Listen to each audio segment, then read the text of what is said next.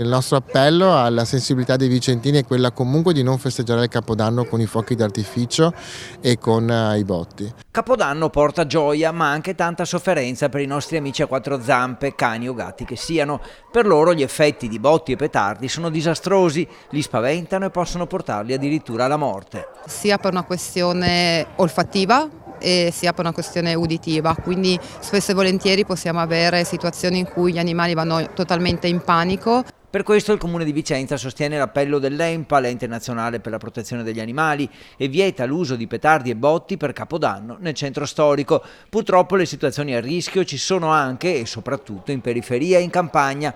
Per questo è importante sensibilizzare anche chi vive al di fuori dell'area delle mura. Noi come Comune di Vicenza abbiamo fatto un'ordinanza che vieta i botti dentro le mura duecentesche vicino a tutte quelle che sono le case di riposo o l'ospedale di Vicenza. Però in tutti i quartieri, in tutte le vie ci sono persone magari fragili, persone che non stanno bene e soprattutto ci sono molti animali dentro le case. Con i botti cani e gatti possono fuggire di casa provocando incidenti o rimanendo vittime, investiti dalle auto ma anche allontanarsi e perdersi, alimentando il fenomeno del randagismo o finendo addirittura nelle mani sbagliate di chi non ama gli animali ma li maltratta. Ci sono diversi casi in cui cani si buttano addirittura dal balcone perché non riescono a reggere la paura, i cani ne sono terrorizzati.